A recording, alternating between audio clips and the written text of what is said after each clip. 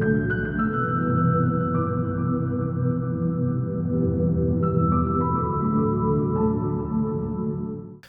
தமிழ் எஃப்எம்மின் இரவு ஒலிபரப்பினை கேட்டுக் கொண்டிருக்கிறீர்கள். நேர்களை பொழுது முதல் கருத்துக்களம் நிகழ்ச்சியினை கேட்கலாம். இன்றைய கருத்துக்களத்தில் மக்கள் மத்தியில் பேசுபொருள் விடயமாக இருக்கின்ற ஒரு விடயம் தொடர்பாகத்தான் விரிவாக நாங்கள் பேசிக்கொள்ள இருக்கின்றோம். தோல்விகள், அவமானங்கள், காயப்படுத்திய வார்த்தைகள், பொருட்செலவுகள், தொழில் இழப்புகள், அச்சுறுத்துகள் என பல தடைகளை தாண்டி 10 ஆண்டுகளில் எதற்கும் அசைந்து போகாமல் எத்தனை இடர்கள் வந்தாலும் தாங்கிக் கொள்வோம், ஆனால் கொள்கை வழியில் தொடர்ந்து பயணிப்போம் என உறுதியோடு பயணித்து வருகின்ற தமிழ் தேசிய மக்கள் முன்னணிக்கு இந்த முறை மக்கள் அங்கீகாரம் வழங்கியிருக்கிறார்கள். ஒரு நாடு இரு தேசம் என்பது இவர்களது பிரதான முழக்கமாக இருந்து வருகிறது. வடக்கு கிழக்கில் 29 பாராளுமன்ற உறுப்பினர்கள் மக்களால் தெரிவு செய்யப்படுகின்றார்கள். அதைவிட தேசிய பட்டியலும் உண்டு. தமிழ் தேசிய மக்கள் முன்னணிக்கு கிடைத்திருக்கின்ற ஆசனங்களை கொண்டு எதிர்காலத்தில் எவ்வாறான மாற்றத்தை ஏற்படுத்த முடியும்?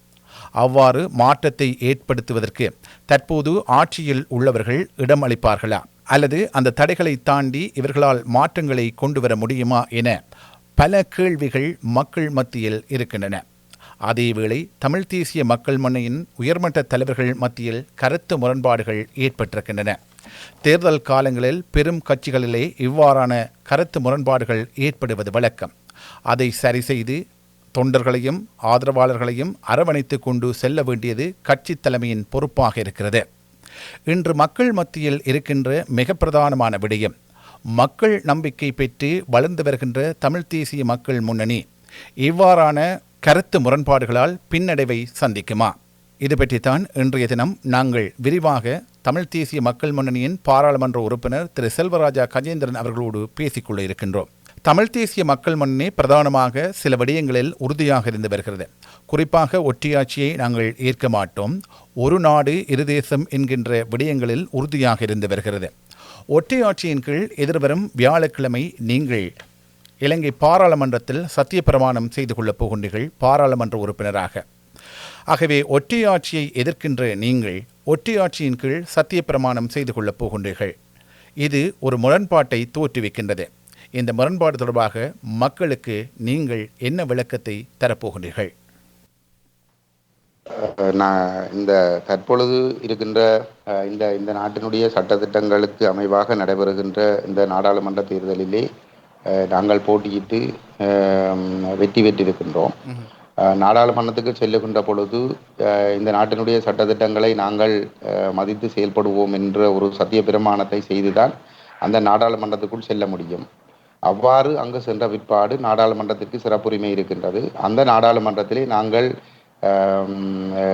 எங்களுடைய நிலைப்பாடுகளை நாங்கள் தெளிவாக முன்வைக்க முடியும். அதாவது ஒற்றையாட்சியை நாங்கள் ஏற்றுக்கொள்ள முடியாது, எங்களுக்கு தமிழ் தேசம் அங்கீகரிக்கப்பட்ட அடிப்படையிலான ஒரு அரசியல் தீர்வுதான் வேண்டும் என்கின்ற நிலைப்பாடுகளை நாங்கள் உறுதியாக முன்வைக்க முடியும்.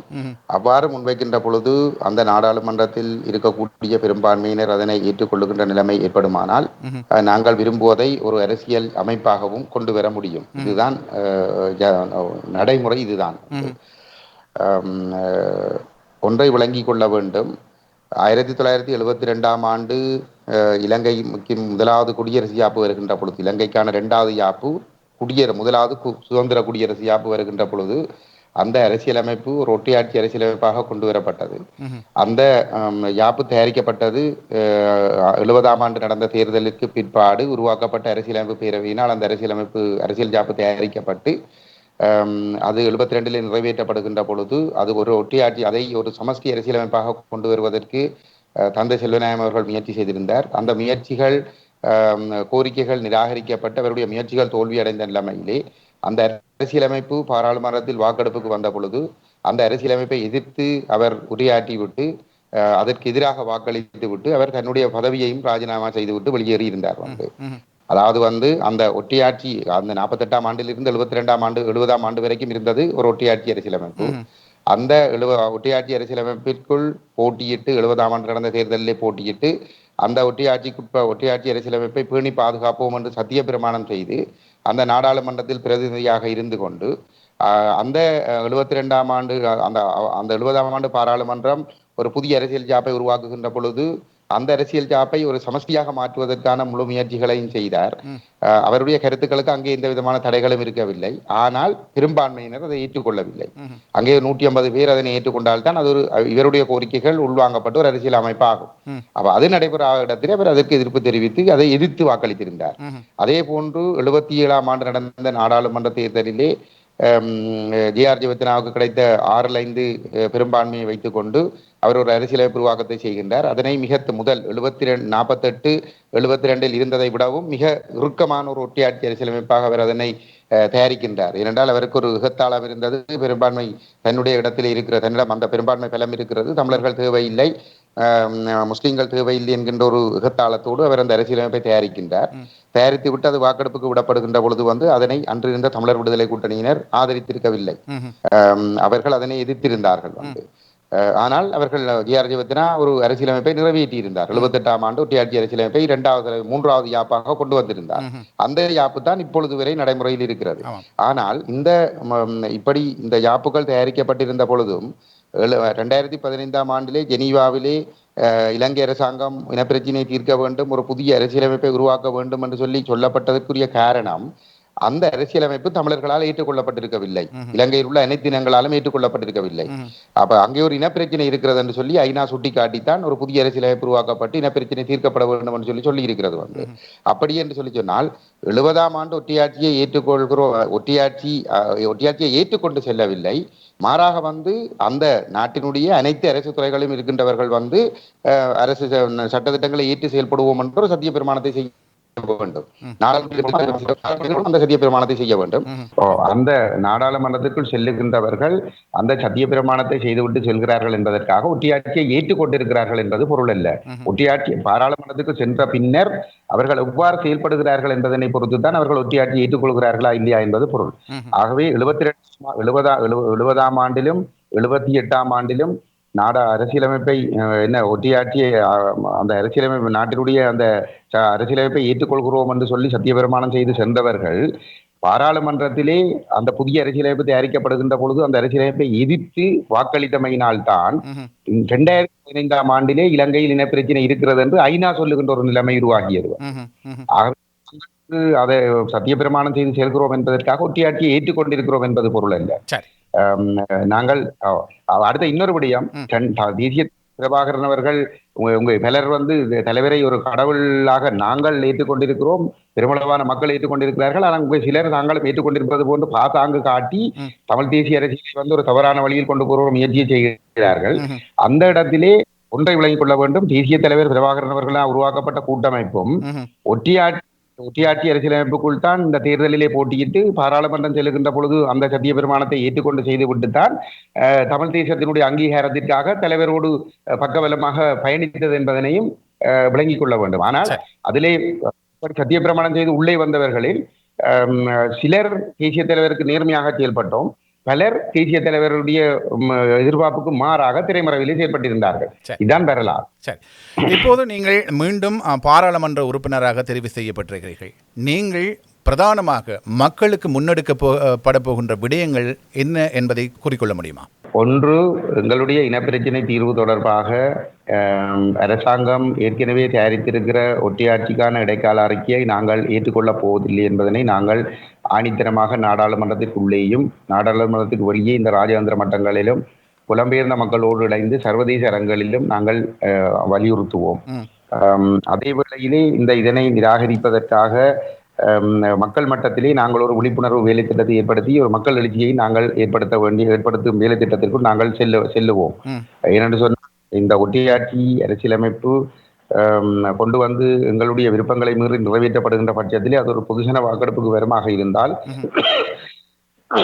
குறைந்தது ஒரு 70-80% மக்கள் அதை எதிர்த்து வாக்களிக்கக்கூடிய நிலைமையை நாங்கள் உருவாக்க வேண்டும். அது புலம்பெயர்ந்த மக்களோடு நாங்கள் இணைந்து அதனை நிச்சயமாக நிறைவேற்ற முடியும் என்கின்ற ஒரு நம்பிக்கை எங்களுக்கு இருக்கிறது.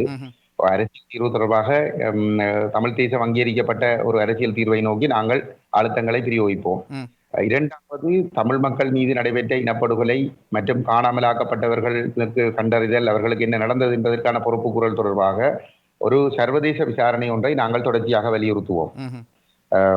இதுவரை காலம், அதாவது 2009 மே மாதம் விடுதலை போராட்டம் மௌனிக்கப்பட்ட பிற்பாடு இந்த நிலைப்பாடுகளை வலியுறுத்தக்கூடிய நாடாளுமன்ற உறுப்பினர்கள் யாரும் இந்த நாடாளுமன்றத்திலே இருந்திருக்கவில்லை. அதாவது வந்து நாடாளுமன்றத்துக்குள்ளேயோ அல்லது சர்வதேச அரங்கிலேயோ வந்து சும்மா உள்ளூர் பத்திரிகைகளிலும் சாதாரண பொதுமக்களுடைய கூட்டங்களிலும் வாய்களிக்க பேசினாலும், ஆனால் இந்த முக்கியமான அரங்குகளிலே பேசுவதற்கு ஒரு குரல் கூட இருந்ததில்லை.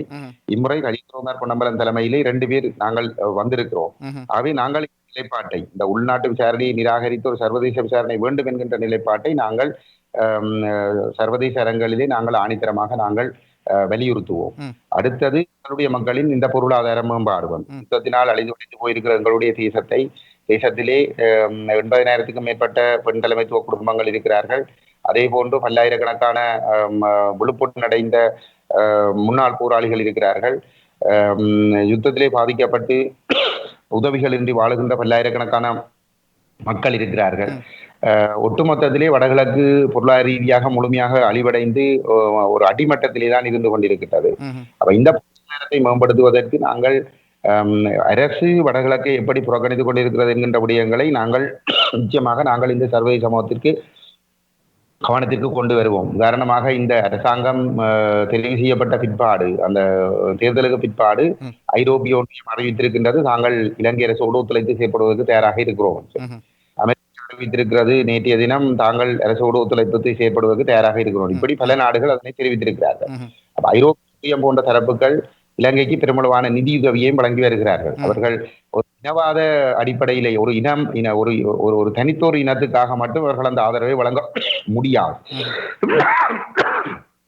நாட்டில் இருக்கக்கூடிய அனைத்து இனங்களையும் மேம்படுத்துகின்ற வகையிலே தான் அவர்கள் செயல்பட முடியும். அந்த வகையிலே நாங்கள் எங்களுடைய மக்கள் புறக்கணிக்கின்ற விடயங்களை இந்த தரப்பினுடைய கவனத்திற்கு கொண்டு வந்து இந்த தரப்பின் அழுத்தங்களை ஏற்படுத்தி யுத்தத்தினால் அழிந்து போன வடகிழக்கை கட்டியெழுப்புவதற்கு வந்து இவர்கள் விசேட கவனம் எடுக்க வேண்டும் என்கின்ற ஒரு நிர்பந்தத்தை உருவாக்குவதற்காக நாங்கள் செயல்படுவோம். சரி, உண்மையிலே உங்களுடைய கருத்தை நான் உள்வாங்கிக் கொள்கிறேன். எப்போது இருக்கின்ற கடந்த கால ஆட்சியாளர்கள் தர முடியாதவற்றை இப்போது ஆட்சி பொறுப்பு ஏற்றிருக்கிறவர்கள் தருவார்கள் என்கின்ற நம்பிக்கை உங்களுக்கு இருக்கிறதா?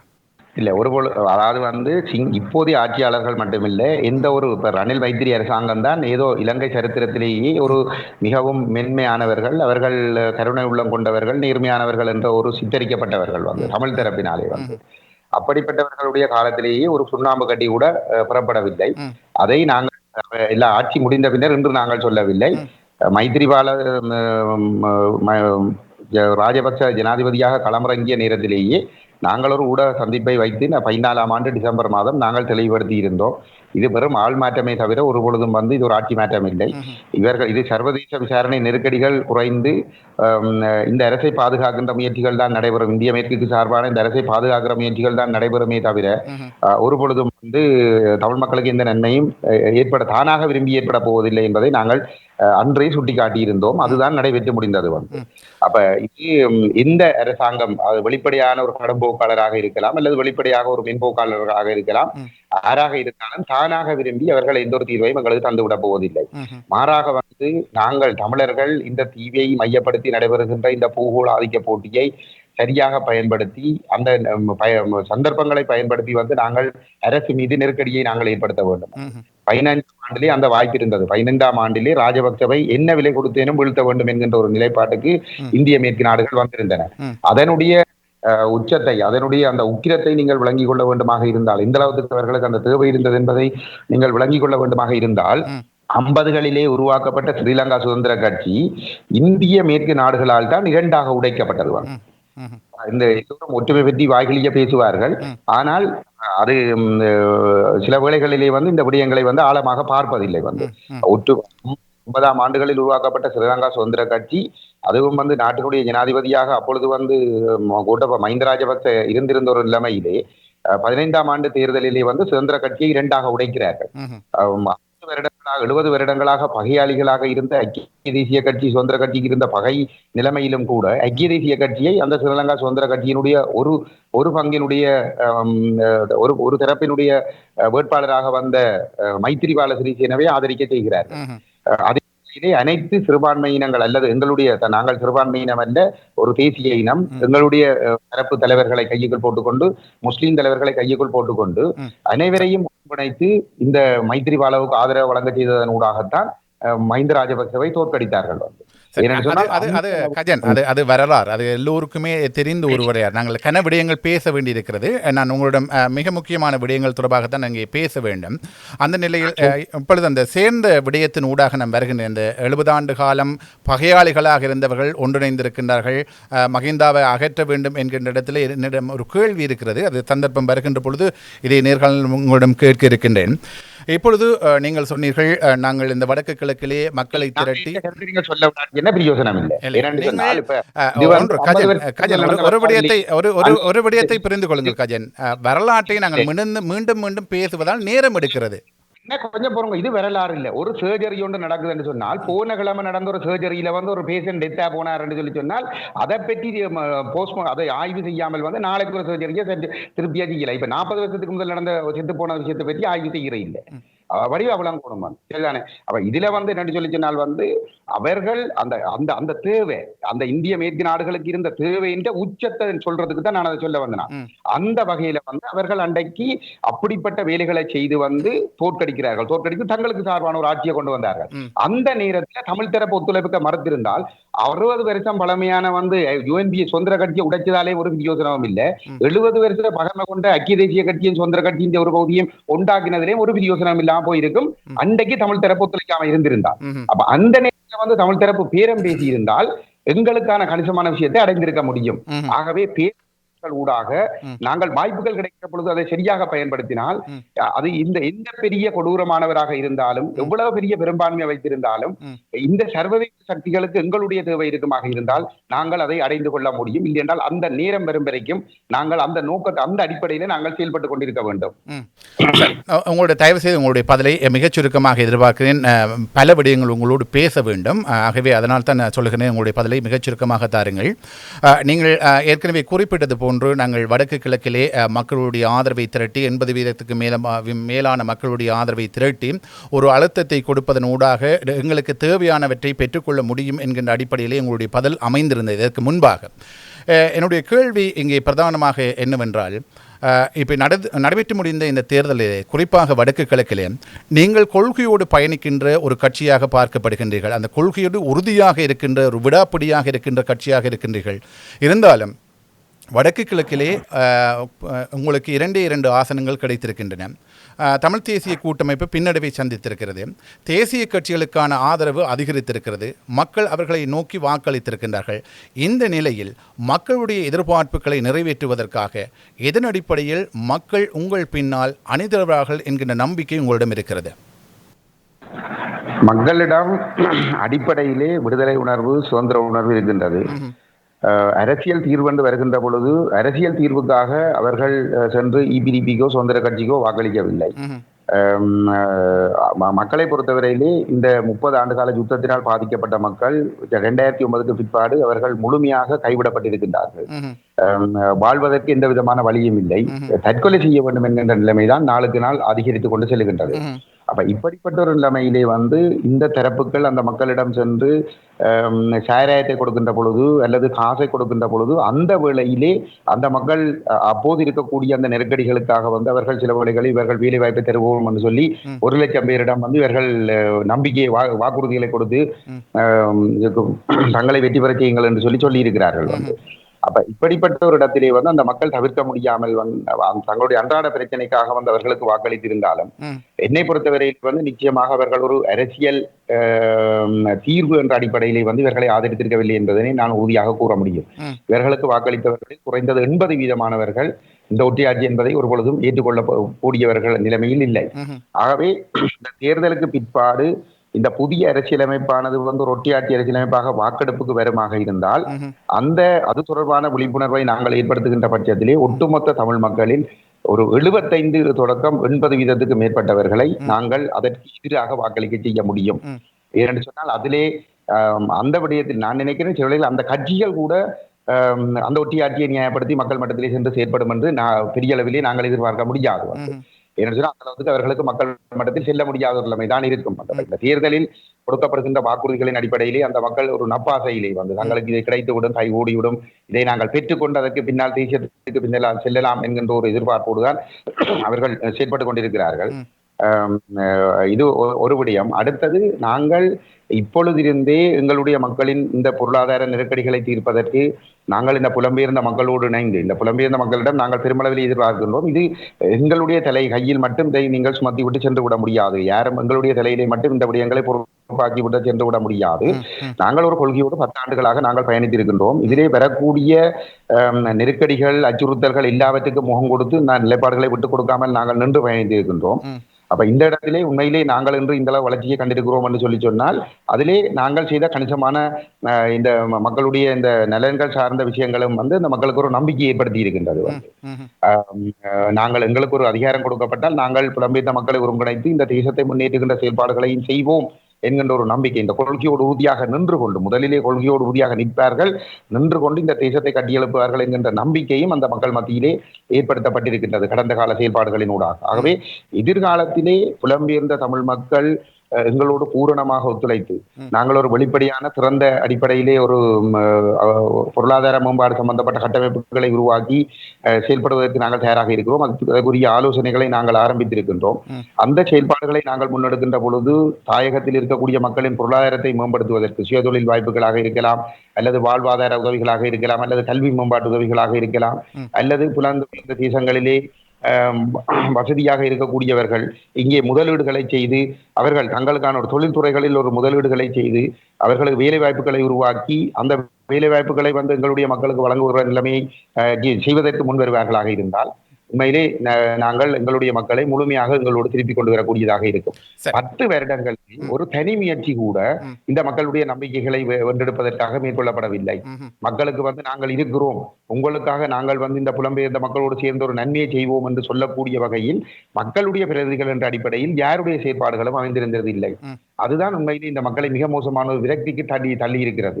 அவை இந்த செயல்பாடுகள் சரியான முறையில் முன்னெடுக்கப்படுகின்ற பொழுது மக்களுக்கு எங்கள் மீது ஒரு நம்பிக்கை வரும். அந்த மக்கள் வந்து எங்களோடு ஒத்துழைப்பார்கள் என்கின்ற ஒரு நம்பிக்கை எங்களுக்கு இருக்கிறது. இப்போது இருக்கின்ற நிலையிலேயே தற்போதைய அரசாங்கம் மிக பெரும்பான்மை பெற்று ஆட்சி அமைத்திருக்கிறது. நீங்கள் குறிப்பிட்டது போன்று 77 JR அவர்கள் 6-5 பெரும்பான்மை பெற்று பல சட்டங்கள் அரசியல் மாற்றங்களை கொண்டு வந்தது போன்று இப்போது இருக்கின்ற அரசாங்கம் அரசியல் ரீதியாக சட்டத்திட்டங்களை மாற்றங்கள் கொண்டு வரப்போகின்றது.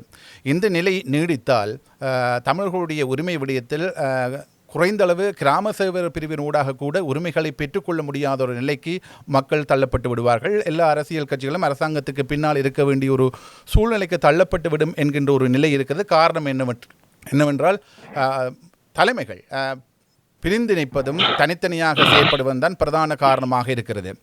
ஒரு மக்களுடைய நலன் கருதி ஏன் இப்போது இருக்கின்ற மக்களால் தெரிவு செய்யப்பட்ட பிரதிநிதிகள் அனைவரும் ஒருமித்து செயற்பட முடியாமைக்கு என்ன காரணம் பிரதானமாக இருக்கிறது? இதுல தமிழ் மக்களுடைய தலைமைகள் ஒற்றுமைப்பட முடியாமை இதற்கு காரணம் அல்ல. தமிழ் மக்களுடைய தலைமைகள் ஒற்றுமைப்பட்டு தமிழர்களுடைய அரசியல் நிலைப்பாடுகளை விட்டு தாமாக விரும்பி கைவிட்டு பௌத்த பேரினவாத நிலைப்பாடுகளை ஏற்றுக்கொண்டமையால் தான் இன்று இந்த நிலைமை ஏற்பட்டிருக்கின்றது. அதாவது வந்து நாங்கள் இந்த கடந்த 10 வருடங்களாக நாங்கள் மீண்டும் கூறி வருகின்ற விடயம், கடந்த தேர்தல் கால பகுதியில் செல்ல 15ஆம் ஆண்டிலிருந்து நாங்கள் எத்தனையோ 1000 தடவைகள் கூறியிருக்கின்ற விடயம், இந்த 15ஆம் ஆண்டுக்கு பிறகு ஐக்கிய நாடுகள் மனித உரிமைகள் பேரவையின் தீர்மானத்தின் பிரகாரம் ஒரு புதிய அரசியலமைப்பு உருவாக்கம் இலங்கை அரசாங்கம் ஆரம்பித்த பொழுது அந்த அரசியலமைப்பை ஒரு சிங்கள பௌத்த அரசியலமைப்பை, ஒரு பௌத்த மேலாதிக்கம் கொண்ட பௌத்தத்துக்கு முதன்மை அளிக்கின்ற ஒற்றியாட்சி வடகிழக்கு இணைப்பை நிராகரிக்கிற ஒரு அரசியலமைப்பாக கொண்டு வருவதற்குரிய ஒப்புதலை கொடுத்தவர்கள் யார்? தமிழர்கள். தமிழ் தரப்பு மக்கள் ஒற்றுமையாக நின்று தலைவர் உருவாக்கிய கூட்டமைப்புக்கு என்று ஆணை கொடுத்த பொழுது அந்த ஆணையை பெற்ற பிற்பாடு EPDP போன்ற மற்ற தரப்புகளுடைய நிலைப்பாட்டோடு சேர்ந்து ஒற்றியாட்சி அரசியலமைப்பை கொண்டு வருவதற்கு எழுத்து மூல ஒப்புதலை கொடுத்தவர்கள் தான் இன்றைய இந்த அழிவுக்கு காரணம், இந்த அடிமை நிலைக்கு காரணம். நீங்கள் சொன்னது போன்று இவர்கள் முட்டாள்கள் இல்லை தானே? ஒரு நாட்டினுடைய ஒரு அரசியலமைப்பை தமிழர்களுக்கு ஒரு இனம் பாதுகாப்பாக வாழக்கூடிய வகையிலே வடிவமைப்பதை விட்டுவிட்டு ரணில் இருக்கிறார், மைத்திரி இருக்கிறார், சந்திரிக்கா இருக்கிறார் என்று நினைத்து கொண்டு வந்து நாங்கள் முடிவுகளை எடுப்பது என்பது எவ்வளவு ஒரு மடமைத்தனமான விடயம். ஏனென்று சொன்னால் 5 ஆண்டுகளுக்கு ஒரு தடவை ஆட்கள் மாறுவார்கள். அவர்கள் எப்படி தூக்கி எறியப்படுவார்கள், எப்படி படத்திலிருந்து அகற்றப்படுவார்கள் என்பது தெரியாது. ஆகவே சொந்த குடும்பத்திலேயே ஒரு தாய் தன்னுடைய 5, 6 பிள்ளைகள் என்று சொல்லி சொன்னால் ஒரு நாள் இருக்கிற நிலைப்பாட்டோடு தொடர்ந்து இருக்க முடியாத நிலைமை ஏற்படுகின்றது. ஆரம்பத்தில் ஒரு நிலைப்பாட்டில் இருந்துவிட்டு காலங்கள் உருண்டோடுகின்ற பொழுது சில வேளைகளில் 4 பிள்ளைகளுக்கு வஞ்சகம் செய்து இந்த ஒரு பிள்ளைக்கு மட்டும் தன்னுடைய முழு உடைமைகளையும் கொடுத்து விட்டு செல்கிற நிலைமைகள் இருக்கிற பொழுது ஒரு அரசியலமைப்பு உருவாக்கத்திலே எப்படி இவர்கள் வந்து ஒரு ஆட்களை நம்பி கட்சிகளை நம்பி வந்து இவர்கள் இந்த ஒட்டியாட்சிக்கு இணங்கினார்கள் என்று அவர்கள் ஒட்டியாட்சிக்கு இணங்கினார்கள். அதாவது வந்து அவர்கள் ஏதோ ஒரு கோரிக்கையை முன்வைத்தார்கள். அதுக்குள் ஏதோ கூழாம்பாணியாக சமஸ்தி இருக்குன்னு சொல்லி அவர்கள் ஒரு வியாக்கியானத்தை சொல்லுகிறார்கள். அவர்கள் தயாரித்த பொழுது இருந்தவர்களுக்கு பிறகு இப்பொழுது வந்திருக்கிறவர் வந்து தனக்கு விரும்பின விதமாக இந்த ஒட்டியாட்சியை மேலும் கிராம சபை பிஎஸ்மாருக்கு பக்கத்தில் ஆமிய போர் அளவுக்கு வந்து அவர் ஒரு கட்டமைப்பு ஒன்றை உருவாக்குறதுக்கு பாக்குறார்.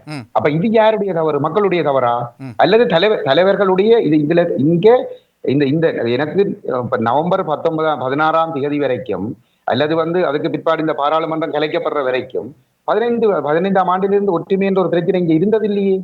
பாராளுமன்றத்தில் இருந்தவர்கள் அனைவரும் மிக ஒற்றுமையாக ஒற்றையாட்சிய நிலைப்பாட்டில் டக்ளஸிடம் வேறுபட்ட கருத்து இருந்ததா? ஒற்றையாட்சிய நிலைப்பாட்டில் அங்கையனிடம் வேறுபட்ட கருத்து இருந்ததா? ஒற்றையாட்சிய நிலைப்பாட்டில் விஜயகலாவிடம் வேறுபட்ட கருத்து இருந்ததா?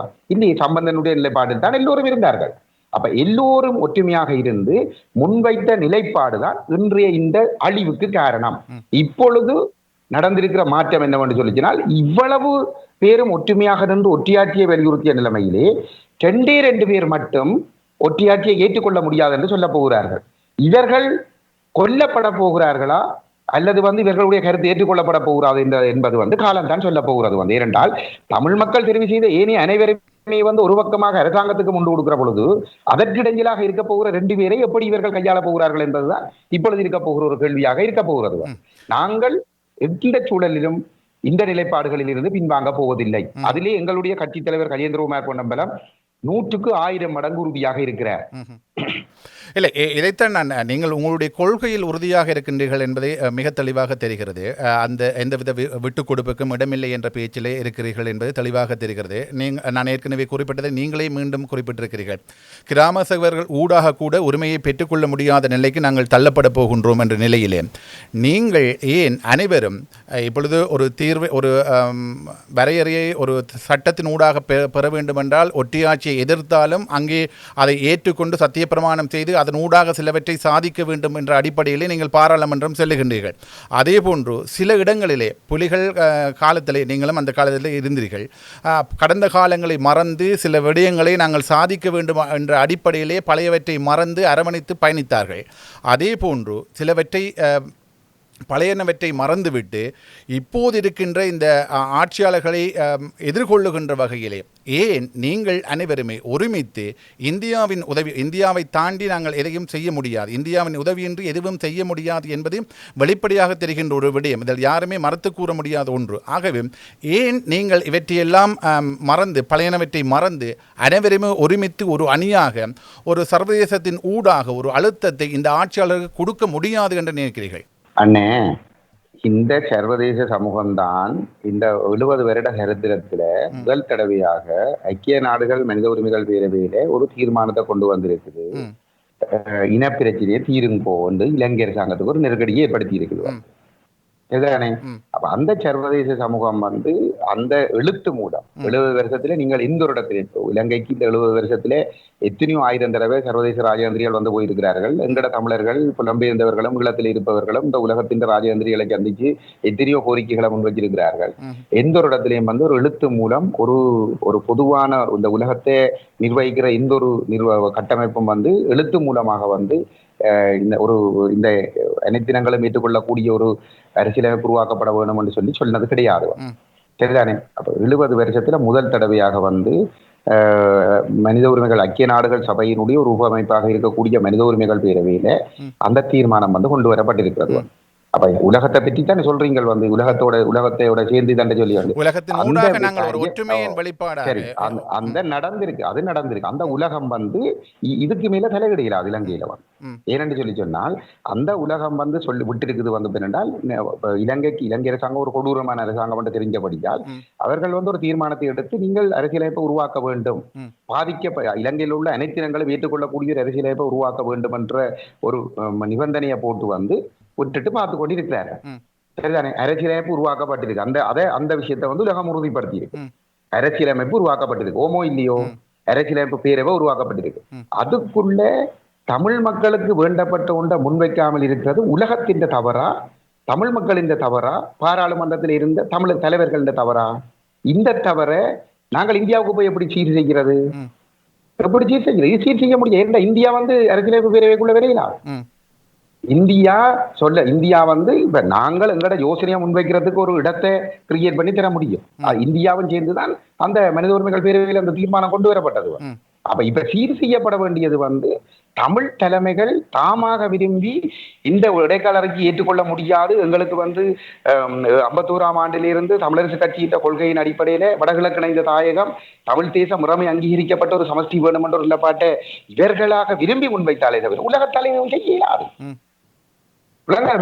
இது இப்ப உலகத்தின் கையில் இருக்கிற விஷயம் இல்ல. உலகம் செய்ய வேண்டிய பங்கை செய்து போட்டு விடைக்காக பார்த்து கொண்டிருக்கு. என்ன விடைக்காக பார்த்து கொண்டிருக்குது? தயாரிக்கப்பட்ட அரசியலமைப்பு பாராளுமன்றத்துக்கு ஒரு வாக்கெடுப்புக்கு வர வேணும், வாக்கெடுப்பு நடத்த வேணும். அந்த வாக்கெடுப்புல வந்து எல்லா தரப்புகளும் வந்து சுதந்திரமாக வாக்களிக்கிற ஒரு நிலைமை இருக்கிறதை அவர்கள் உறுதிப்படுத்துவார்கள். நானா போய் வந்து ஒத்தியாட்சி அரசியலமைப்பு ஆதரிச்சு வாக்களித்தால் எப்படி உலகம் இதுக்குள்ள செலவிட முடியும்?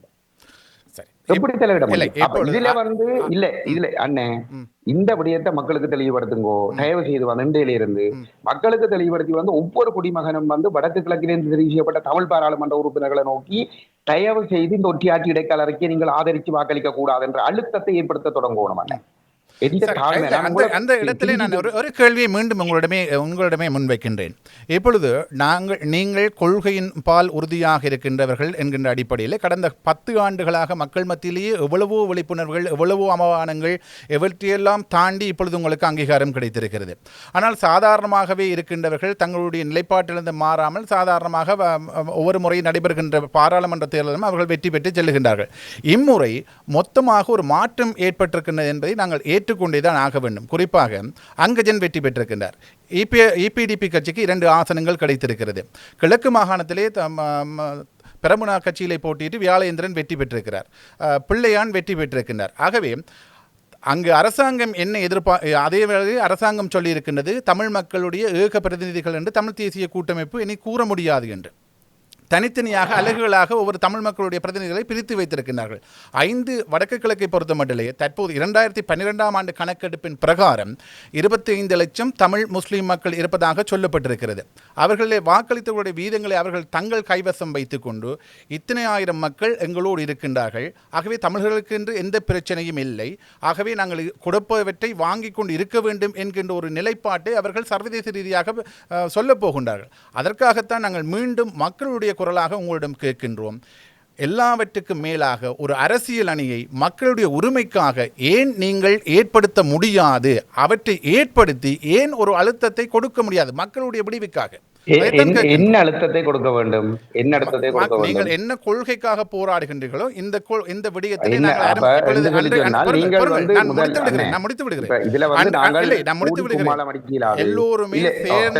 எல்லோருமே சேர்ந்து பயணிப்போம் என்கின்ற அடிப்படையில் எல்லோருமே வெளிப்படையாக சொல்லி இருக்கின்றார்கள். தமிழுடைய உரிமை விடயத்தில் அக்கறை கொண்டவர்கள் சொல்லுகின்றார்கள். ஆகவே அந்த விடயத்தில் தான் உங்களிடம் நான் கேட்கின்றேன், ஏன் நாங்கள் அப்படி ஒரு நீங்கள் மக்கள் பிரதிநிதிகளாக சேர்ந்து ஒரு அணியை உருவாக்கி இதன் ஊடாக எங்களுடைய தீர்வு வேண்டும் என்று இப்போது இருக்கின்ற அரசாங்கத்திற்கு ஏன் அழுத்தத்தை கொடுக்க முடியாது, சர்வதேசத்தோடு பேச முடியாது என்று கேட்கிறோம். இது மக்களுடைய கேள்வி, உங்களிடம் வைக்கின்றேன். சொல்லுங்க. இல்ல, மக்களுக்கு வந்து உண்மைகளை சொல்ல வேண்டும். மக்களுக்கு பொய்களை சொல்லிவிட்டு வந்து மக்களை வந்து தூண்டுவதனால் எந்த விதமான பிரயோஜனம் இல்லை. இதைத்தான் மற்ற தரப்புகள் செய்து கொண்டிருக்கின்றன. அப்ப இதுல வந்து என்னன்னு சொல்லி சொன்னால் வந்து இப்ப நீங்கள் சொன்ன மாதிரி வந்து அவர்களுக்கு பின்னால பல லட்சக்கணக்கான மக்கள் இருக்கிறேன்னு சொல்லி வந்து அரசாங்கம் எதை வேணுமென்றாலும் கதைக்கலாம். உலகானே அது ராஜபக்ச வந்து எனக்கு 20 லட்சம் பேர் இருக்கிறோம், 30 லட்சம் பேர் இருக்கிறோம், 10 லட்சம் பேர் இருக்கான்னு சொல்லலாம். ஆனால் பாராளுமன்றத்துல வந்து இவர் இந்த அரசியலமைப்பை வந்து வாக்கெடுப்பு கொண்டு வந்து விடுகிற பொழுது அந்த அரசியலமைப்பின் மீதான வாக்கெடுப்பில் வடக்கு கிழக்கை சேர்ந்த தமிழ் பிரதிநிதிகள்ல அரைவாசிக்கு மேற்பட்டவர்கள் வந்து அதை எதிர்த்து வாக்களித்தால் அதை கொண்டு போய் அரசாங்கம் வந்து ஜெனீவாவில் காண்பிக்க முடியாது. தமிழர்கள் 400 அரசியல் தீர்வை கொண்டு வந்துட்டேன்னு சொல்ல முடியாது. சொல்ல முடியுமாக இருந்தால் 15ஆம் ஆண்டு தீர்மானம் வந்திருக்காது. ஏனென்றால் 72லும் 78லும் வந்து அரசியலமைப்பு பாராளுமன்றத்திலே அங்கீகரிக்கப்பட்டு தான் அரசியலமைப்பாக வந்தது. வந்து 150 பேர் அதுல இருந்த 3-2 பெரும்பான்மையினர் வந்து ஆதரித்தபடியால் தான் அரசியலமைப்பாக ஒரு மாற்றம் பெற்றது. வந்து ஆனால் அது அது அது வந்து அதை வைத்துக்கொண்டு நாட்டில் என்ன பிரச்சனை இல்லை என்று சொன்னதை வந்து அந்த நாடுகள் நிராகரித்துத்தான் 15ஆம் ஆண்டில வந்து ஒரு அரசியலமைப்பு உருவாக்கம் நடைபெற வேண்டும் என்று சொல்லப்பட்டிருக்கிறது. அப்ப நான் இதுல என்ன சொல்ல வர்றேன்னு சொன்னால், இவர்கள் வெளியில வந்து என்னத்தை சொல்றார்கள் என்றது முக்கியம் இல்லை. அவர்கள் மக்களை குழப்புறதுக்காக சர்வதேச மோதே அல்ல தமிழ் மக்களை குழப்புவதற்காக வந்து அவர்கள் பல்வேறுபட்ட கதைகளை சொல்லுவார்கள். ஆனால் இவர்கள் வந்து தயாரித்திருக்கிற அரசியலமைப்பை கொண்டு வந்து பார்லிமெண்ட்ல வாக்கெடுப்பு விட வேணும். அந்த வாக்கெடுப்பிலே வடக்கு கிழக்கை சேர்ந்த பிரதிநிதிகள்ல 51% மேற்பட்டவர்கள் வந்து அதை ஆதரித்து வாக்களித்தால் மட்டும்தான் அந்த இடத்துல வந்து இவர்கள் கொண்டு போய் அந்த அரசியலமைப்பின் அந்த வாக்கெடுப்பு முடிவை வந்து ஐநாவுக்கு காட்ட முடியும். வந்து நாங்கள் தீர்வை கொடுத்துட்டோம்னு சொல்லுவோம். இந்த இடத்துல நான் உங்களை கேட்கிறேன் வந்தேன்டா, நாங்கள் ஒற்றுமையாக நின்று ஏற்கனவே இவர்கள் இணங்கி இருக்கிற அந்த இடைக்கால அறிக்கையை நாங்கள் ஆதரித்து வாக்களிக்க சொல்றீங்களா, அல்லது வந்து அந்த இடைக்கால அறிக்கையை நிராகரித்து வடகிழக்கு எங்களுக்கு மக்கள் கொடுத்த ஆணையின் அடிப்படையில தமிழ் தேச முறைமை அங்கீகரிக்கப்பட்ட வடகிழக்கு இணைந்த தாயகத்தில் ஒரு சமஸ்தி தீர்வை சமஸ்தி அடிப்படையில் ஒரு அரசியலமைப்பை கொண்டு வரதுக்காக குரல் கொடுக்க சொல்றீங்களா? எதிர்பார்க்கணுமா மக்கள்? என்னை பொறுத்தவரையில எங்களுக்கு கொடுக்க ஆணைப்பட்ட ஆணையின் அடிப்படையில இந்த புதிய அரசியலமைப்பு அமைய வேண்டும் என்றுதான் மக்களின் எதிர்பார்ப்பாக இருக்கும். என்று சொன்னால் இங்க வந்து இந்த அரசியல் பிரதிநிதிகள் ஏற்கனவே இந்த ஒற்றையாட்சி இடைக்கால அறிக்கையை இணைந்து தயாரித்திருக்கிறவர்களை மாத்திரத்துக்கு முதல்ல மக்கள் வந்து அவர்களை நோக்கி அழுத்தங்களை பிரிவைக்க வேணும். எங்களை வந்து நீங்கள் கூட்டிச்சிருங்கன்னு சொல்ற போது அவர்கள் தான் அந்த நிலைப்பாட்டோட இருக்கிறதுக்கு வெளிப்படுத்தப்படுகிறார்களே தவிர ஒரு பொழுதும் அவர்கள் அந்த நிலைப்பாட்டை வந்து மாத்திரத்துக்கான அழுத்தம் வந்து அவர்களுக்கு ஏற்படுத்தப்படவில்லை. அப்ப நான் பொறுப்போட சொல்றேன், நாங்கள் வந்து ஒற்றுமைக்கு மாறில்லை. நாங்கள் எங்களுக்கு மக்கள் கொடுத்த ஆணையின் அடிப்படையில வந்து நாங்கள் செயல்படுறதுக்கு நாங்கள் தயாரா இருக்கிறோம். நாங்கள் இந்த சூழலையும் வந்து இந்த விளைவுகள் வந்தாலும் எங்களுக்கு வந்தாலும் நாங்கள் அதை சந்திச்சு உறுதியாக நாங்கள் பயணிக்கிறதுக்கு நாங்கள் தயாரா இருக்கிறோம். இது வெறுமனைய பாலாவிற்கும் கஜேந்திரனுக்குமான உரையாடல் கிடையாது. இது மக்களுடைய கேள்விகளும் மக்களுடைய ஐயங்களையும் கஜேந்திரனிடம் முன்வைக்கின்ற பொழுது தமிழ் தேசிய மக்கள் முன்னுடைய கருத்தை பிரதிபலிக்கின்ற ஒரு கருத்தாகத்தான் நாங்கள் இதை பார்க்கின்றோம். அந்த வகையிலும் தொடர்ந்து பேசிக்கொள்ள இருக்கின்றோம். இது சிஎம்ஆர் தமிழ் எஃப்எம்மின் இரவு ஒலிபரப்பில் கருத்துக்களம் நிகழ்ச்சியினை கேட்டுக்கொண்டிருக்கிறீர்கள். இன்றைய கருத்துக்களத்தில் தமிழ் தேசிய மக்கள் முன்னுடைய செயலாளரும் தமிழ் தேசிய மக்கள் முன்னணியின் பாராளுமன்ற உறுப்பினருமான திரு செல்வராஜா கஜேந்திரன் அவர்கள் எங்களோடு இணைந்து கொண்டு தன்னுடைய கருத்துக்களை பகிர்ந்து கொண்டிருக்கின்றார். ஒரு சிறிய இடைவேளையின் பின்பு தொடர்ந்து பேசிக்கொள்ளலாம். இது சிஎம்ஆர் தமிழ் எஃப்எம்மின் இரவு ஒலிபரப்பில் கருத்துக்களம் நிகழ்ச்சியினை கேட்டுக்கொண்டிருக்கிறீர்கள்.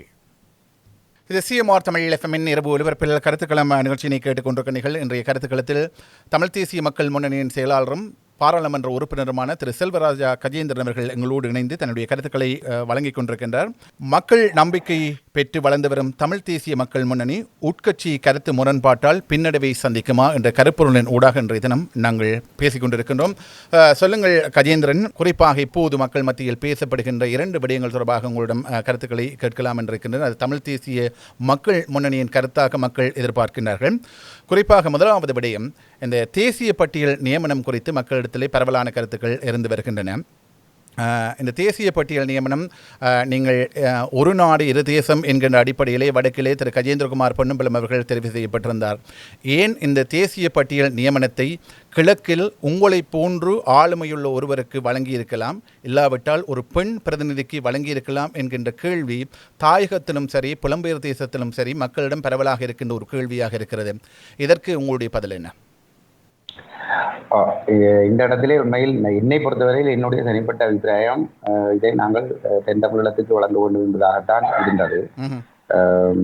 ஆனால் அதற்கு பிற்பாடு இது தொடர்பாக கட்சியினுடைய தென் தமிழகத்தைச் சேர்ந்த எங்களுடைய மாவட்ட நிர்வாகங்களோடு கட்சி தலைவர் உரையாடி இருந்தார். அதே போன்று மத்திய குழு உறுப்பினர்களோடும் உரையாடி இருந்தார்.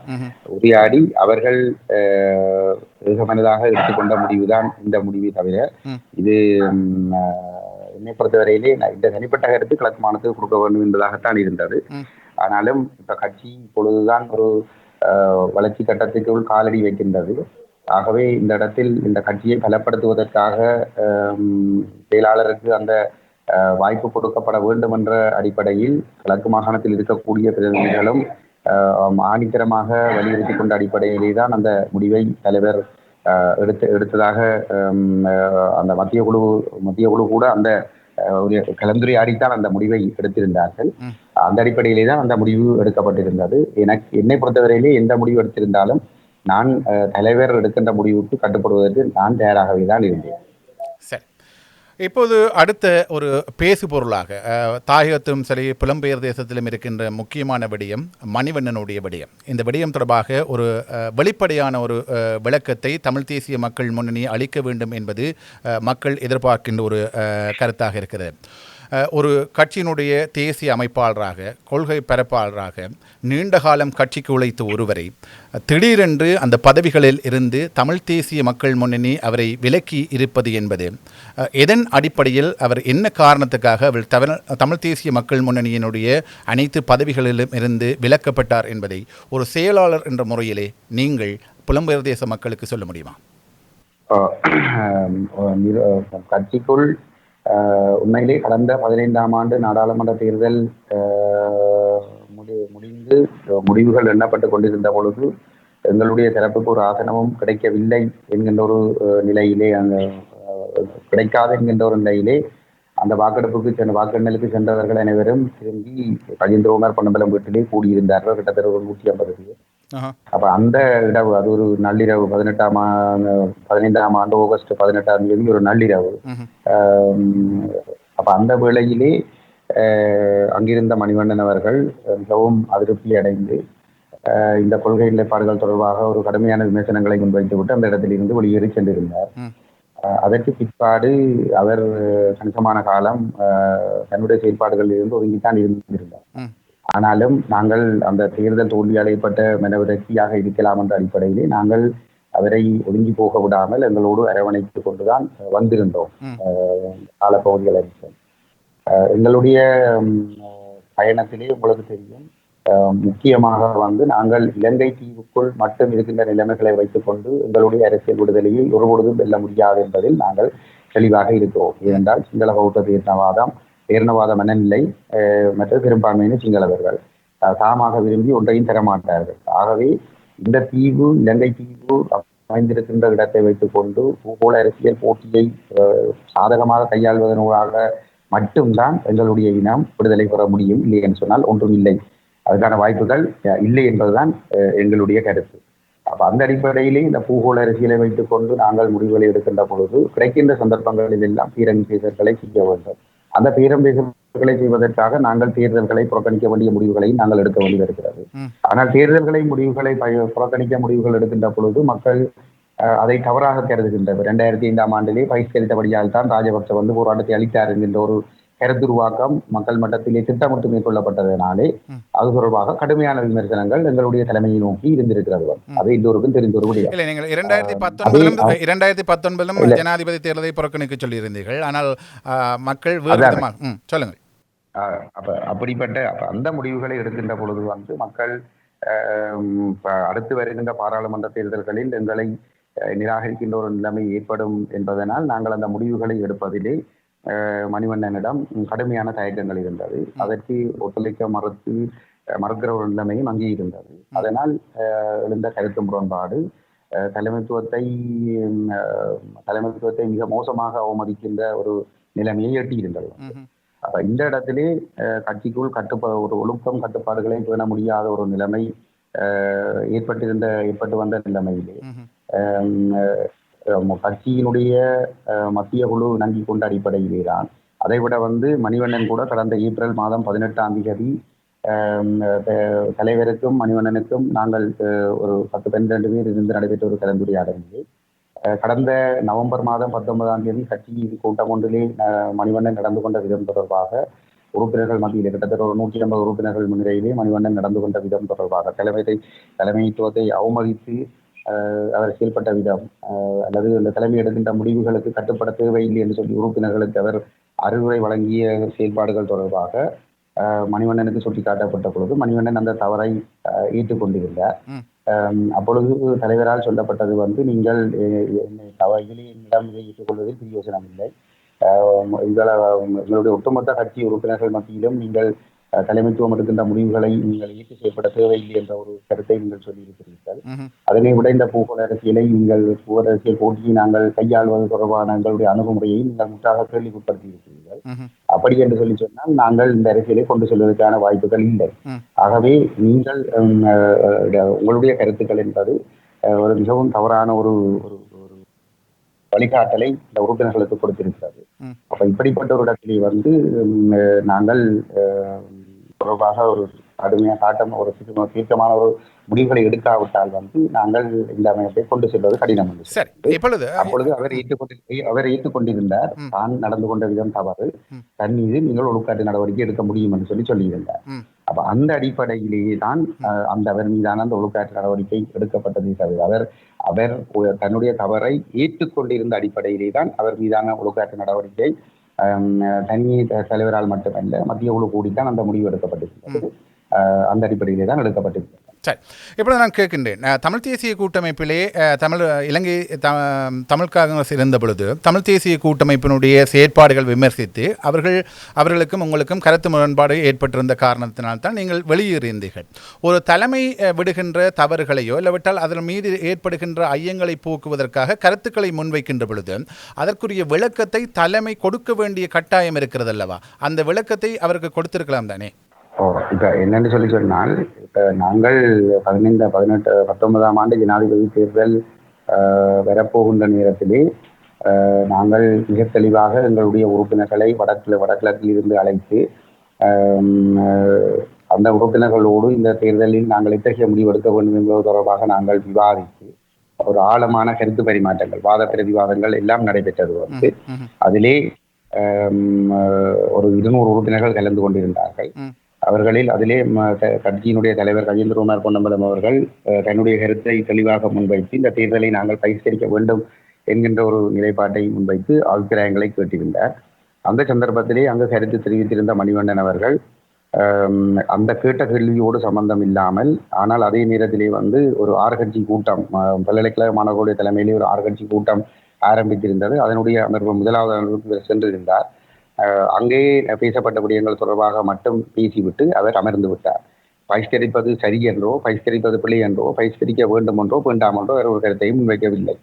அதற்கு பிற்பாடு ஏனைய உறுப்பினர்களிடம் கருத்து கேட்கப்பட்ட பொழுது 2 உறுப்பினர்கள், ஒரு பெண் உறுப்பினரும் ஒரு ஆண் உறுப்பினரும் மட்டும் சொன்னார்கள், இந்த தேர்தலில் பகிஷ்கரிப்பது தவறல்ல, ஆனால் நாங்கள் பகிஷ்கரிக்கிற முடிவை எடுத்தால் இதை மக்கள் தவறாக புரிந்து கொண்டு பெறப்போகிற நாடாளுமன்ற தேர்தலிலே எங்களுக்கு எதிராக வாக்களிக்கக்கூடிய நிலைமை ஒன்றை உருவாக்கும் என்ற ஒரு கருத்தை முன்வைத்திருந்தார்கள். அதனை விட அங்கிருந்த ஏனைய சுமார் 200 பேர்களை வேறு எவரும் பகிஷ்கரிக்க வேண்டாம் என்ற ஒரு கருத்தை வலியுறுத்தவில்லை. மாறாக கஜேந்திரகுமார் பொன்னம்பலம் அவர்கள் தலைவரும் மற்றும் ஏனைய அங்கே மாவட்ட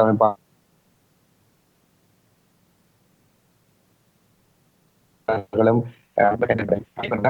அப்போ ஒரு மத்திய குழு கூட்டம் ஒன்று அல்லது ஒரு பொதுக்கூட்டம் ஒன்று கூட்டப்பட்டு அந்த ஒரு விடயம் மத்திய குழுவிலே ஆராயப்பட்டு அக்குவரு அனைவராக விவாதிக்கப்பட்டு ஒரு முடிவெடுக்கப்பட்ட பிற்பாடு அந்த முடிவுக்கு அனைவரும் கட்டுப்பட்டு செயற்பட வேண்டியது அனைவருடையதும் கடமை. அப்ப அவ்வாறு எடுக்கப்பட்ட ஒரு முடிவு நடைமுறைப்படுத்த வேண்டிய பொறுப்பு அங்கிருந்த அனைவரிடமும், அமைப்பாளர்கள், மாவட்ட அமைப்பாளர்கள், சகல நிர்வாக செயற்பாட்டாளர்களிடம் இருக்கு அந்த பொறுப்பு இருக்கிறது. ஆனால் அந்த முடிவை அமுல்படுத்துகின்ற செயல்பாடு அங்கே செய்யப்படவில்லை. தலைவர் கஜேந்திரகுமார் பொன்னம்பலம் தலைமையிலே அந்த தேர்தலை பகிஷ்கரிக்கின்ற ஒரு வேலை திட்டம் முன்னெடுக்கப்பட்ட பொழுது ஒரு சந்தர்ப்பத்தில் கூட தேசிய வேட்பாளராக மணிவண்ணன் கலந்து கொண்டிருக்கவில்லை.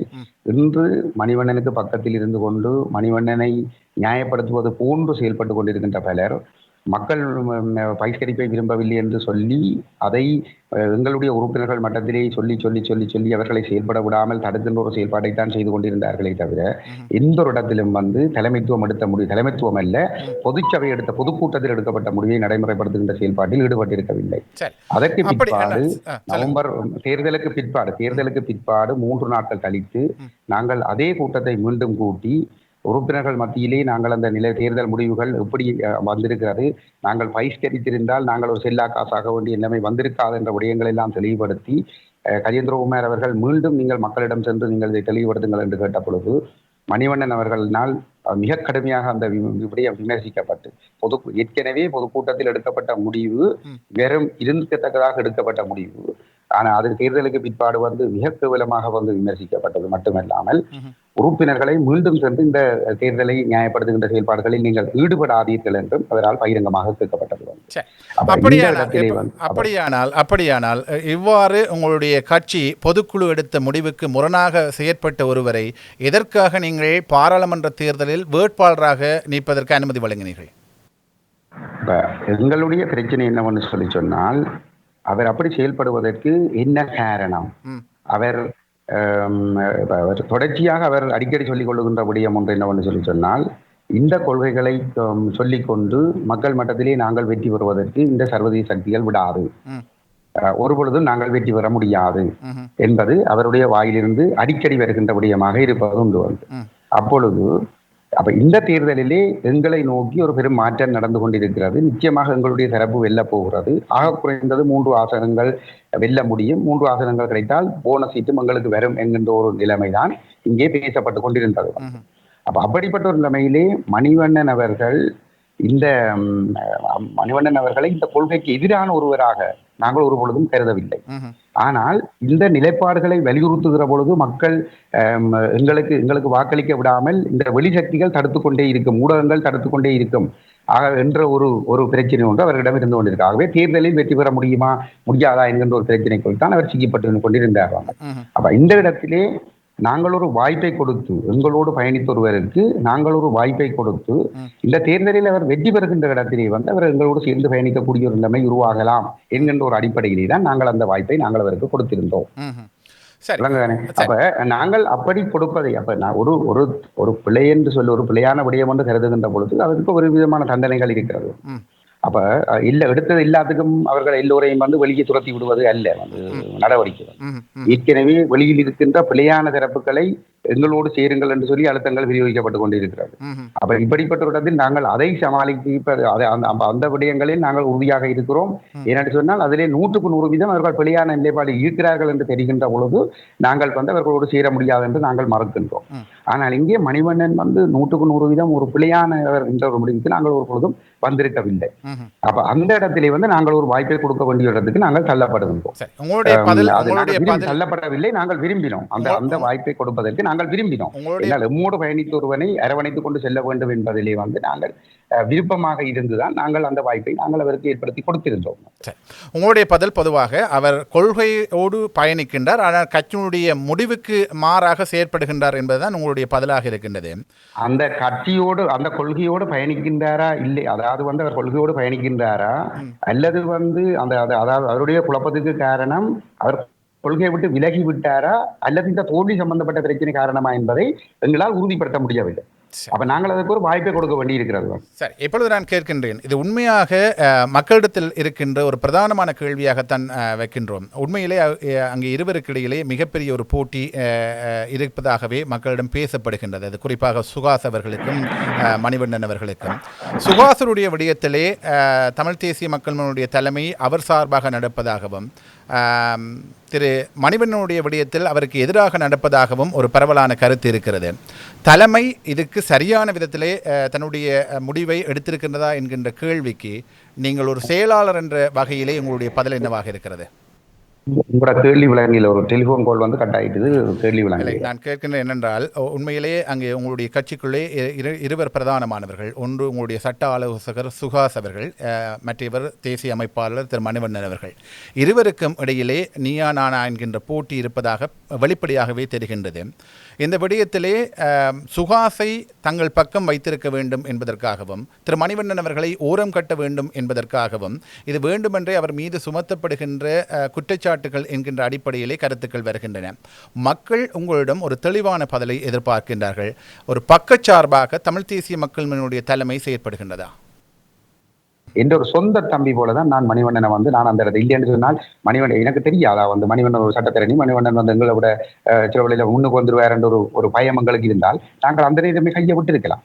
நான் மணி கொள்கையோட உறுதியாக இருக்க வேணும், மணி தலைமத்துவத்துக்கு கொண்டு வர வேணும் என்ற ஒரு அடிப்படையில கஜேந்திரகுமாரன் நானும் சிந்திச்சு செயல்பட்டு கொண்டு வந்த ஆக்கள் அப்ப இந்த இடத்துல இப்படி இப்ப இதுல அவர் போட்டியாக வருகிறார் என்றதுக்காக நாங்கள் ஒதுக்கினு சொல்றது அப்பட்டமான போய். இப்பொழுது இதுக்குள்ள இடையே நிற்கிறார்கள் தான் கணக்க கதையில அப்படி சொல்லிக் கொண்டிருக்கிறார்கள். சுவாசுக்கும் மணிவண்ணனுக்கும் இடையில வாக்கு வித்தியாசம் வெறும் 800 தான். பிரச்சனை எனக்கும் மணிவண்ணனுக்கும் இடையில 2000 வாக்கு வித்தியாசம், சுவாசுக்கும் எனக்கும் இடையில 2800 வாக்கு வித்தியாசம்.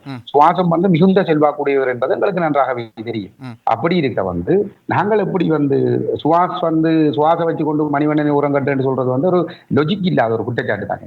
ஏன்னு சொல்லி சொன்னால் அங்க சுவாசை எங்களை முந்தக்கூடிய செல்வாக்கூடிய ஒருவர் தான். ஆனா சுவாஸ் எந்த ஒரு இடத்துலயும் இது கொள்கை ரீதியான விஷயங்கள்ல எங்களோட முரண்படையில். இதுல மணிவண்ணன் தலைமத்துவத்தின் முடிவை கேள்விக்குட்படுத்துறது எங்களுக்கு பிரச்சனை இல்லை. எங்களுக்கு பிரச்சனைன்னு சொன்னா எங்களோட கட்சியை நாங்கள் ஒரு கூட்டமைப்பு ஒரு பெரும் ஒரு தேசியத்தை உருவாக்கின இயக்கத்துக்கு எதிராக நாங்கள் ஒரு அமைப்பை உருவாக்கி நடத்துறோம்னு சொன்னா எங்களுக்கு இருக்கிற ஒரே ஒரு பலம் ஒரு அடிப்படையில நாங்கள் ஒரு தார்மீக நேர்மையாக ஒரு முடிவெடுத்திருக்கிறோம்ன்றதுதான். அது இந்த பூகோள அரசியல கூட்டமைப்பு சரியாக கையாள இல்லை, பேரம் பேச இல்லை என்ற குற்றச்சாட்டுகளின் அடிப்படையில் தான் இயக்கமே நடந்து கொண்டிருக்குது. அதையே கேள்வி கொடுத்துருப்படுத்துற மாதிரி ஒரு நிலைமை வந்துருச்சுன்னா எங்களால இந்த அமைப்புக்கு தலைமை தாங்கியே ஏன்னா எனக்கு தெரியாது. இப்போது என்னுடைய பிரதானமான கேள்விக்கு நான் வருகின்றேன். 2013ஆம் ஆண்டு நீங்கள் மாகாண சபை தேர்தலை புறக்கணித்திருந்தீர்கள். இனிவரும் காலங்களிலே வடமாகாண சபை தேர்தல் நடைபெறப் போகின்றது. தமிழ் தேசிய மக்கள் முன்னணியுடைய நிலைப்பாடு என்ன? நாங்கள் அந்த தேர்தலிலே நாங்கள் போட்டியிடுவோம். அப்படியானால் ஏன் 2013 தேர்தலை நீங்கள் புறக்கணித்தீர்கள்? அன்றைய சூழலில் அந்த தேர்தல் தொடர்பாக மன்னர் ராயபு யோசப் அவர்களுடைய தலைமையிலே 2013ஆம் ஆண்டு மே மாதம் 11ஆம் தேதி மன்னர் ஆயர் இல்லத்திலே ஒரு சந்திப்பு நடைபெற்றது. அந்த சந்திப்பிலே தமிழ் தேசிய கூட்டமைப்பினுடைய பாராளுமன்ற குழு தலைவர் சம்பந்தன் ஐயா, சுமந்திரன் மற்றும் மாவை சீனாதராஜாவும் இன்னும் ஒரு சில நாடாளுமன்ற உறுப்பினர்களும், எங்களுடைய தரப்பில் இருந்து நான் கஜேந்திரகுமார் பொன்னம்பலம், இன்னும் ஒரு சில உறுப்பினர்களும் மற்றும் சிவில் சமூக பிரதிநிதிகளும் வடகிழக்கில் இருந்து கலந்து கொண்டிருந்தார்கள். அந்த கூட்டத்திலே இந்த மாகாண சபை தொடர்பாக உண்மையிலே அது தொடர்பாக பேசப்பட்டது. அப்பொழுது எங்களுடைய தரப்பில் இருந்து முன்வைக்கப்பட்ட கருத்து, இந்த தேர்தலை நாங்கள் புறக்கணிப்போம், ஏனென்று சொன்னால் இது இனப்பிரச்சனைக்கு தீர்வாக கொண்டு வரப்பட்டது என்று சொல்லி நாங்கள் கஜேந்திரகுமார் பொன்னம்பலம் அவர்கள் அங்கே ஒரு கருத்தை முன்வைத்திருந்தார். அப்பொழுது சம்பந்தனையா அவர்கள் ராயபு யோசப் ஆண்டகைக்கு அவருடைய தலைமையில் நடந்தது.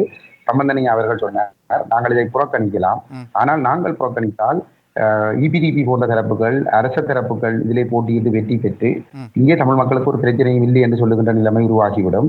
ஆகவே நாங்கள் இந்த தேர்தலில் போட்டியிட வேண்டும் என்று சொல்லி சொன்னார். அப்பொழுது அப்ப அது மறக்க முடியாத ஒரு நியாயம். அப்ப அந்த சந்தர்ப்பத்திலே நாங்கள் மீண்டும் நாங்கள் சொல்லியிருந்தோம், அப்படியானால் தமிழ் தேசிய கூட்டமைப்போ அல்லது அகில இலங்கை தமிழ் காங்கிரஸோ இந்த தேர்தலிலே நேரடியாக போட்டியிடாமல் ஒரு சுயேட்சை குழுக்களை உருவாக்கி நாங்கள் போட்டியிடுவோம் என்ற ஒரு கருத்தை முன்வைத்திருந்தோம். அப்பொழுதும் அவர்களுடைய தரப்பில் இருந்து முன்வைத்த ஒரு பேச்சுவார்த்தை சிவில் சமூக பிரதிநிதிகள் முன்னிலையிலே நடைபெற்ற பொழுது அவர்கள் சொன்னார்கள், நாங்கள் சுயேட்சை குழுவாக போட்டியிட்டால் ஒவ்வொரு மாவட்டங்களுக்கும் ஒவ்வொரு சுயேட்சை குழு ஒவ்வொரு சின்னம் பெறும். அந்த இடத்திலே மக்கள் மட்டத்திலே அது பெரும் குழப்பங்களை உருவாக்கும். அதனால் நாங்கள் எங்களுக்கு கிடைக்கக்கூடிய அந்த ஆசனங்களை நாங்கள் இழக்க வேண்டி வரும். ஆகவே நாங்கள் ஒரு பதிவு செய்யப்பட்ட கட்சியிலே தான் போட்டியிட வேண்டும் என்று சொல்லுவோம். அப்ப அந்த சந்தர்ப்பத்தில் அதுவும் ஏற்றுக்கொள்ள வேண்டிய ஒரு கருத்தாக இருந்தது. அந்த நேரத்திலே அப்போ ஒரு பதிவு செய்யப்பட்ட கட்சியிலே போட்டியிட வேண்டும் என்ற ஒரு கருத்து அங்கே ஆராயப்பட்ட பொழுது கஜேந்திரகுமார் பொன்னம்பலம் அவர்கள் எங்களுடைய தரப்பிலே சொல்லப்பட்டது, அப்படி என்று சொல்லி சொன்னால் நீங்கள் உங்களுடைய தமிழரசு கட்சியினுடைய வீட்டு சின்னத்திலே நீங்கள் போட்டியிடுங்கள், ஆனால் அந்த தேர்தல் விஞ்ஞாபனத்திலே இந்த 13ஆம் திருத்த சட்டம் இனப்பிரச்சனைக்கான ஆரம்ப புள்ளி என்றோ அல்லது இந்த தீர்வென்றோ நாங்கள் ஒருபொழுதும் ஆரம்ப புள்ளியாக ஒருபொழுதும் ஏற்றுக்கொள்ள மாட்டோம், தீர்வாகவும் ஏற்றுக்கொள்ள மாட்டோம், தீர்வுக்கான ஒரு ஆரம்ப புள்ளியாக கூட நாங்கள் ஏற்றுக்கொள்ள மாட்டோம் என்பதனை எழுத்து மூலமாக அதிலே போட வேண்டும் என்று சொல்லி கஜேந்திரகுமார் பொன்னம்பலம் அவர்கள் கோரினார். அப்ப அந்த இடத்திலே தமிழ் தேசிய கூட்டமைப்பினால் எங்களுக்கு சொல்லப்பட்ட விடயம், நாங்கள் இந்த 13ஆம் திருத்த சட்டத்தை ஒருபொழுதும் தீர்வாக ஏற்றுக்கொள்ளவில்லை, ஏற்றுக்கொள்ளப் போவதும் இல்லை. மாறாக சர்வதேச சமூகம் நாங்கள் இப்படி ஏற்றுக்கொள்ள மாட்டோம் என்று சொல்லி ஒரு எதிர்வினையாக நாங்கள் சொல்வதனை அவர்கள் விரும்ப மாட்டார்கள். அப்ப சர்வதேச சமூகத்தோடு நாங்கள் பகைத்துக் கொள்ளக்கூடாது. நாங்கள் இந்த தங்களுடைய தேர்தல் விஞ்ஞாபனத்திலே குறிப்பிடப்பட்டது போன்று ஒரு சமஷ்டி அடிப்படையிலான ஒரு தீர்வை நோக்கித்தான் தாங்கள் செல்லுவோம் என்று சொல்லி அவர்கள் அந்த இடத்திலே தெரிவித்திருந்தார்கள். அப்ப அந்த இடத்திலே நாங்கள் சொன்னோம் என்னவென்று சொல்லி சொன்னால், அப்படி என்று சொன்னால் நீங்கள் இதை தீர்வாக ஏற்றுக்கொள்ள மாட்டீர்கள் என்ற ஒரு அடிப்படையிலே நீங்கள் அந்த தேர்தலில் நீங்கள் போட்டியிடுங்கள், பிரச்சனை இல்லை. நாங்கள் அதற்குள் வரவில்லை என்று நாங்கள் ஒதுங்கி நின்று கொண்டோம். சரிதானே? ஆனால் வெற்றி பெற்ற கூட்டமைப்பு வெற்றி பெற்ற பிற்பாடு எவ்வாறு நடந்து கொள்கின்றது என்று அப்பொழுது அந்த நீங்கள் சொல்லுகின்ற காலப்பகுதியில் இருந்து 2 ஆண்டுகள் கழித்து 15ஆம் ஆண்டு செப்டம்பர் 15ஆம் ஆண்டு முடிந்து 16ஆம் ஆண்டு ஜனவரி வரைக்கும் எங்களுக்கு ஒரு தீர்வு வேண்டும் என்ற கோரிக்கைகள் தான் அது வரைக்கும் அரசியலாக இருக்கின்றது. சரிதானே? 78ஆம் ஆண்டுக்கு பின்னர் 78ஆம் ஆண்டிலிருந்து 2016ஆம் ஆண்டு ஜனவரி மாதம் 5ஆம் தேதி வரைக்கும் எங்களுக்கு இது வேணும் என்ற கோரிக்கைகள் தான் இருக்கின்றது. ஆனால் 16ஆம் ஆண்டு அரசியலமைப்பு பேரவை ஒன்று உருவாக்கப்பட்ட பொழுது எங்களுக்கு என்ன கோரிக்கை வேண்டும் என்பது எழுத்து மூலமாக முன்வைக்கப்பட வேண்டும். சரிதானே? அந்த எழுத்து மூலமாக முன்வைக்கப்படுகின்ற கோரிக்கைகளிலே தமிழ் தேசிய கூட்டமைப்பு ஒற்றையாட்சியை ஏற்றுக்கொள்வதாக எழுத்து மூலம் கொடுத்திருக்கிறது. விளங்குதானே? ஆனால் நாங்களோ தமிழ் மக்கள் பேரவையோடு சேர்ந்து இந்த ஒற்றையாட்சியை நிராகரித்து தமிழ் தேசம் அங்கீகரிக்கப்பட்ட தீர்வு வேண்டும் என்பதனைத்தான் எங்களுடைய எழுத்து மூல கோரிக்கையாக நாங்கள் சமர்ப்பித்திருக்கின்றோம். ஆகவே இங்கே யாரும் கேள்வி கேட்க முடியாது. நீங்கள் கொள்கை மாறிவிட்டீர்களா என்ற கேள்வியை கேட்க முடியாது. என்று சொன்னால் ஒரு அரசியலமைப்பு பேரவை உருவாக்க நடைபெறாமல் இருந்தால் இந்த குதர்க்கமான கதைகளை வெளியில் இருந்து யாரும் சொல்லிக் கொண்டிருக்க முடியும்.